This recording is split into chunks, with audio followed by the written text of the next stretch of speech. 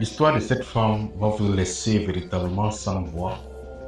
Lorsqu'aujourd'hui on parle de l'infidélité de la femme, on dit aux gens que l'infidélité de la femme véritablement a extrêmement de conséquences.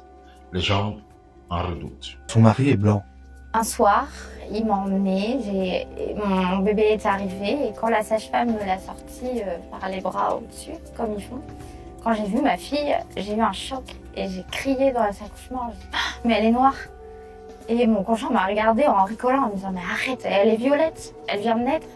La sage-femme m'a confirmé, donc j'ai pas... Vous le racontez bien, mais je sais. Véritablement, elle est violette, elle vient de naître. Qui est le fou? Si tu vis encore dans l'obscurantisme profond, le baldaquin des encéphales euphoriques, bienvenue à la bioluminescence. Ça peut sonner bizarre, non? C'est que la situation est assez lourde. Et néanmoins, comme vous le racontez comme ça, on sourit avec vous.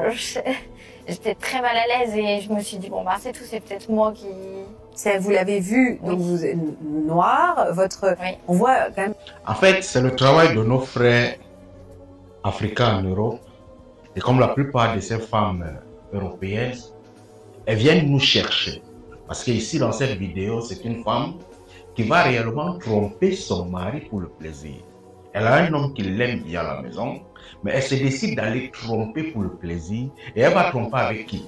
Avec un homme noir. Pourquoi? Parce qu'il a ça. Parce qu'il a ça. Et maintenant, elle tombe enceinte, les conséquences viennent.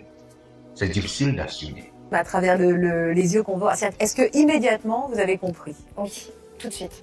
Je l'ai vu. J'ai vu c'est bête à dire, mais le nez. Et je me suis dit... Notre nez africain, là, c'est comment? Ce qui veut dire qu'il y a certains enfants blancs qui naissent blancs, mais peut-être faudrait les reconnaître par le nom. Non. Et si?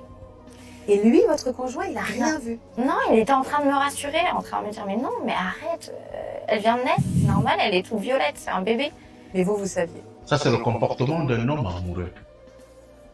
Il vient de constater que sa femme a commis une bêtise, il l'a trompée, mais puisque la femme est dans les situations où elle vient d'accoucher, elle est encore à l'hôpital, elle est sous le choc, il ne faudrait pas qu'il puisse ajouter le stress à son épouse. C'est vrai, c'est une femme adultère, il sait déjà.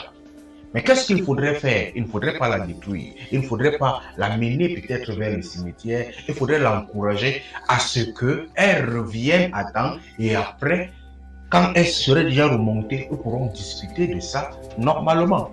C'est un homme qui a véritablement le cerveau. C'est un homme qui est prêt. C'est un homme qui est puissant mentalement. Ouais. Comment vous avez géré ces heures à venir, ces jours à venir, ou ce tiraillement intérieur extraordinaire? Bah, la maternité, ça a été dur.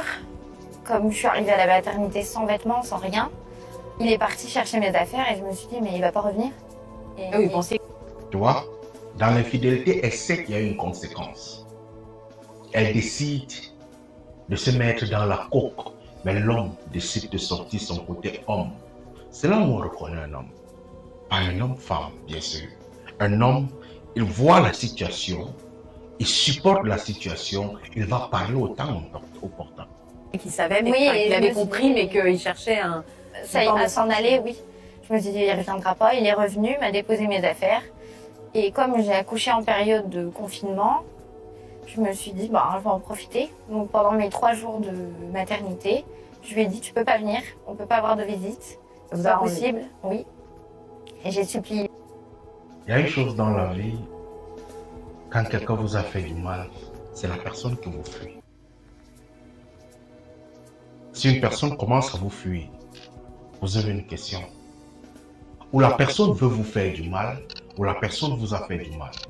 Parce que lorsqu'on a fait quelque chose, ça commence à peser sur notre esprit. Et lorsque ça pèse dans notre esprit, on a tendance à fuir. On veut fuir le regard d'autrui. Autrui nuit à mon épanouissement. La femme voudrait fuir ici. Parce qu'elle sait ce qu'elle a fait. C'est une femme adultère. Et là, elle a un enfant qui vient de sortir de l'adultère. C'est la preuve de son adultère. Elle ne voudrait pas voir son homme. Mais qu'est-ce qu'elle devrait faire? Et des sages-femmes de me laisser plus longtemps à la maternité pour trouver une solution. Elle savait, vous étiez confiée auprès des sages-femmes? J'ai pas eu besoin. Elle avait compris. J'ai eu le pédiatre à peine 1 heure après que mon conjoint soit parti dans la chambre qu'à mon avis, les sages-femmes s'étaient doutées que... Et le pédiatre, il a dit, on a compris. Il m'a dit, posez-vous les bonnes questions. Posez-vous les C'est bonnes hyper questions. violent, c'est hyper violent, ça. Vous qui venez d'accoucher, c'est quand même, c'est un chamboulement énorme. On vous a renvoyé vraiment l'image d'une femme très adulte, enfin adultère et infidèle et en tout ce qui est culpabilisant derrière. C'est très moralisant et c'est pas le rôle de l'équipe médicale. Et puis quelles questions se poser, essayer d'accueillir et de voir comment vous pouvez vous organiser, mais c'est hyper moralisant. Ah oui. Est-ce que vous arriviez à créer le lien avec cet enfant? Oui. Je pense que le fait que je sache que à cause de moi, elle allait avoir un départ difficile dans la vie. Lorsqu'on fait quelque chose de mal, elle vient de faire un enfant dans l'adultère, elle se retrouve dans le couple. Elle regarde son enfant comme un échec social. Qu'est-ce qu'elle devrait faire? Devrait-elle aimer son enfant? Devrait-elle jeter? Devrait-elle assumer? Elle sait que c'est elle qui est partie chercher le plaisir et dans ce plaisir est venue une conséquence. L'enfant ne devrait pas subir ça.